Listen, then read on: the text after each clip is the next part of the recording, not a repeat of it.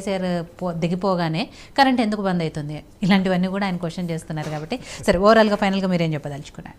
ఎలా మేడం, ప్రజలన్నీ గమనిస్తూ ఉన్నారు, భారతీయ జనతా పార్టీ అభివృద్ధి చూస్తూ ఉన్నారు, జరుగుతున్నటువంటి దేశంలో జరుగుతున్నటువంటి మార్పును అందరూ కూడా గమనిస్తూ ఉంది. మేము మేజర్గా 50% యువత ఉంది.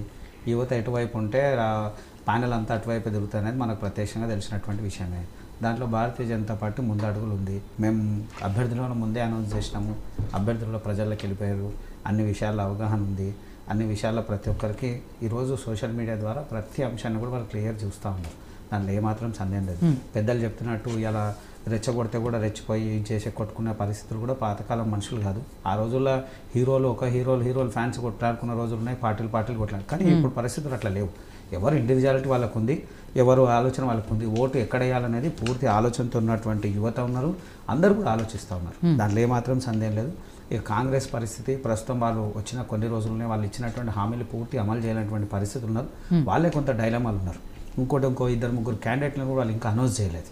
దాంట్లో కూడా వాళ్ళ దగ్గర సందిగ్ధం ఉన్నది. అది ఎట్లా జరుగుతుంది, ఏం జరుగుతుంది, తర్వాత అంతర్గతంగా వాళ్ళ దగ్గర కూడా ఒకరి మీద ఒకరికి, అంటే ఒక ఫ్యామిలీకి ఇస్తే ఇంకో ఫ్యామిలీ వ్యతిరేకం, వాళ్ళు సపోర్ట్ చేస్తారా వీళ్ళు సపోర్ట్ చేస్తారా అనేటువంటి భావనలో కొంత కాంగ్రెస్ డైలామాలు ఉన్నటువంటి పరిస్థితి ఇంకా క్లియర్షిప్ లేదు. ఇక బీఆర్ఎస్ పరిస్థితి పూర్తిగా శూన్యం. వాళ్ళైతే నాకు తెలిసి రేపు జరగబోయేటువంటి పార్లమెంట్ ఎలక్షన్లో వాళ్ళు ఖాతా కూడా ఓపెన్ కాదు, జీరో. ఇక వేరే ఆప్షన్ ఏం లేదు. సరే, వాళ్ళ పార్టీని కాపాడుకునేటువంటి ప్రయత్నం కేసీఆర్ చేస్తుండు.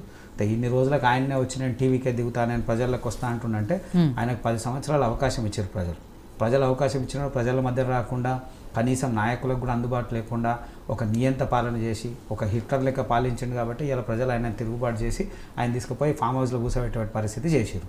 ఇంకా తిట్ల పురాణం అంటే ఆయన తర్వాత ఇంకెవరు? డిక్షనరీలో లేని తిట్లు కూడా ఆయన తిట్టినటువంటి దాఖలాలు ఎన్నో ఉన్నాయి.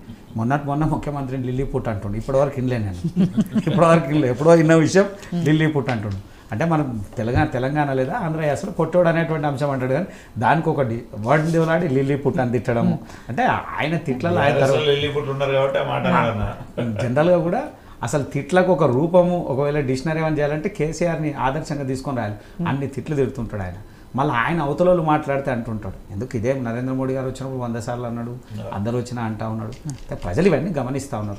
ప్రజలు రైట్ పర్సన్ చూసి రైట్ టైం చూసుకొని మంచి నిర్ణయం ఇస్తున్నారు. భారతీయ జనతా పార్టీ రేపు జరగబోయేటువంటి పార్లమెంట్ ఎన్నికలకు 13-14 స్థానాలు మా అభివృద్ధి, మేము చేస్తున్నటువంటి యాక్టివిటీస్ అంతా కూడా తెలుసు.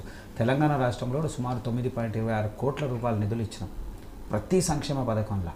తెలంగాణ ఉద్యమం, తెలంగాణలో జరిగినటువంటి గత ప్రభుత్వము, ఇప్పుడుండే ప్రభుత్వం, ఈ 2 ప్రభుత్వాలకు కూడా సింహభాగంగా వెనకాల భారతీయ జనతా పార్టీ యొక్క కీలకమైనటువంటి సపోర్ట్ ఉంది. దాంట్లో ఏమాత్రం సందేహం లేదు. ఇదంతా ప్రజలు గమనిస్తారు. మంచి మెజార్టీతో మేము గెలవబోతున్నాం.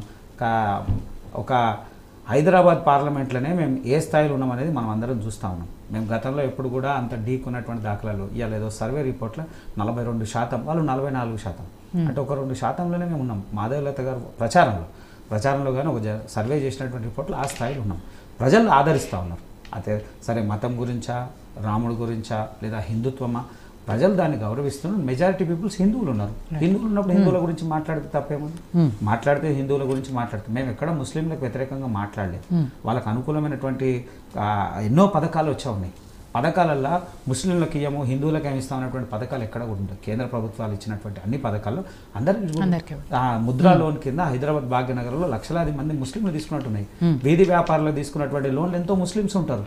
అంటే పథకాలలో ఎక్కడ కూడా మతం అనేటువంటి అంశం ఎక్కడ ఉండదు. అభివృద్ధిలో అందరూ భాగమై ఉన్నాము. ఎన్నోసార్లు మేమే మాట్లాడినాము. మా కిషన్ రెడ్డి గారు మాట్లాడారు, బండి సంజయ్ గారు మాట్లాడారు. హైదరాబాద్ డెవలప్ అవ్వడానికి కారణం వీళ్ళే, ఈ పార్టీలో ఎంఐఎం పార్టీ అని చెప్పి ఎన్నోసార్లు మాట్లాడినాం. ఇప్పుడు కూడా మేమంటున్నాం, ప్రజల సంక్షేమం ఆలోచిస్తూ ఉన్నాం, అభివృద్ధి ఆలోచిస్తున్నాం. ఆ అభివృద్ధి పక్షాన భారతీయ జనతా పార్టీ ఉంది. సరైనటువంటి నిర్ణయం వస్తుందని ఆశిస్తున్నాం. ఏమాత్రం సందేహం లేదు. 13-14 స్థానాలు తప్పకుండా గెలుస్తున్నాం. రైట్.